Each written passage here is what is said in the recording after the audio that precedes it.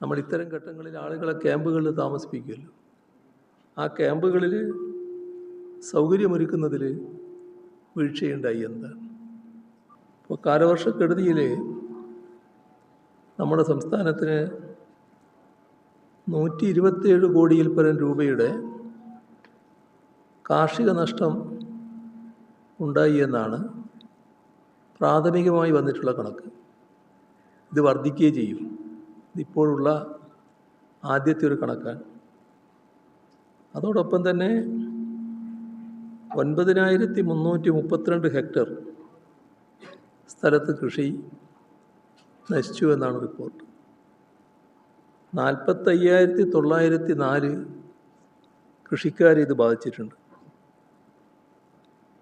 എല്ലാ ജില്ലകളിലും നാശനഷ്ടങ്ങൾ ഉണ്ടായിട്ടുണ്ട്.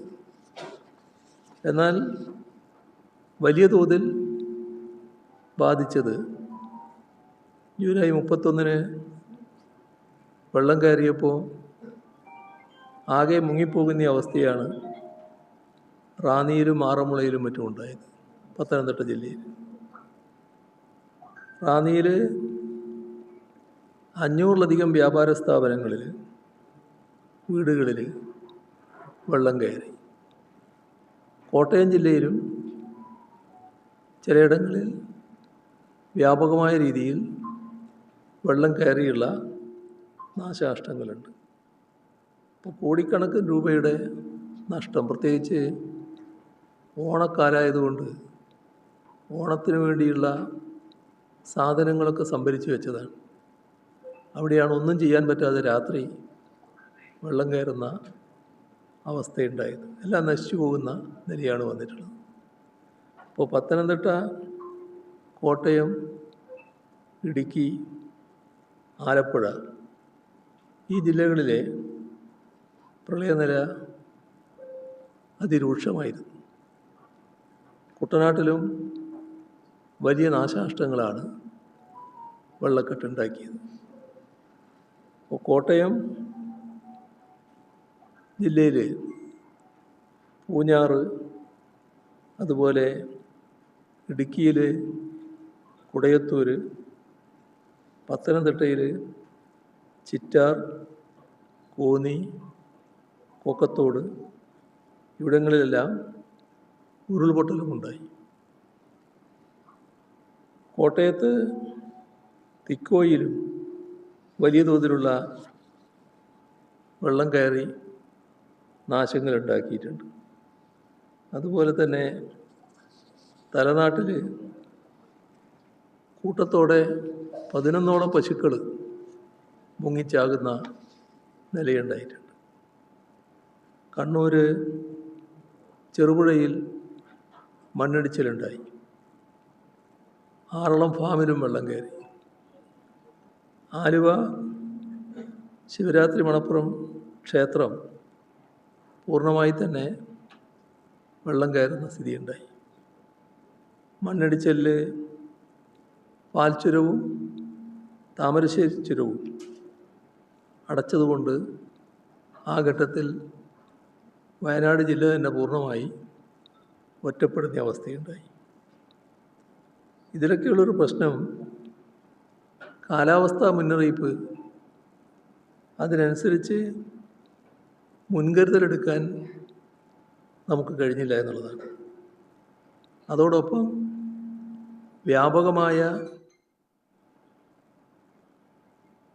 വിമർശനമുയർന്നിട്ടുള്ളത്, നമ്മൾ ഇത്തരം ഘട്ടങ്ങളിൽ ആളുകളെ ക്യാമ്പുകളിൽ താമസിപ്പിക്കുമല്ലോ. ആ ക്യാമ്പുകളിൽ സൗകര്യമൊരുക്കുന്നതിൽ വീഴ്ചയുണ്ടായി എന്താണ്? ഇത് ആശ്ചര്യകരമായൊരു കാര്യമാണ്. കാരണം നമ്മുടെ കേരളത്തിൽ ഇത്തരത്തിലുള്ള ദുരന്തങ്ങൾ ചില ഘട്ടങ്ങളിലൊക്കെ ഉണ്ടായിട്ടുണ്ട്. ആ ഘട്ടത്തിലെല്ലാം ഈ തരത്തിൽ പുനരധിവാസ പ്രവർത്തനങ്ങൾ, താൽക്കാലിക ക്യാമ്പുകൾ, ഇതൊക്കെ നമ്മുടെ നാട്ടിൽ നടന്നിട്ടുള്ളതാണ്. അപ്പോൾ നമ്മുടെ ഉദ്യോഗസ്ഥന്മാർക്കും ബന്ധപ്പെട്ട വകുപ്പുകൾക്കും സർക്കാരിനാകെയും എന്തൊക്കെയാണ് ഇത്തരം കാര്യങ്ങൾ ചെയ്യേണ്ടത് എന്നതിനെക്കുറിച്ച് നല്ല വ്യക്തതയുള്ളതാണ്. അങ്ങനെയുള്ളൊരു സംസ്ഥാനത്ത് എങ്ങനെയാണ് ഇത്തരത്തിലുള്ള അബദ്ധങ്ങളുണ്ടായത്, വലിയ തോതിലുള്ള വിമർശനങ്ങൾക്കിടയാക്കുന്ന കാര്യങ്ങളുണ്ടായത്? അത് പ്രത്യേകം പരിശോധിക്കേണ്ടതാണ്. ഇവിടെ ഇപ്പോൾ പെട്ടെന്ന് തന്നെ ഉണ്ടായ നാശനഷ്ടങ്ങൾ കണക്കാക്കി ആ നാശനഷ്ടങ്ങളുടെ പ്രത്യേകത വെച്ചുകൊണ്ടുള്ള നഷ്ടപരിഹാരം നൽകുന്നതിനുള്ള നടപടികൾ സർക്കാർ സ്വീകരിക്കേണ്ടതായിട്ടുണ്ട്.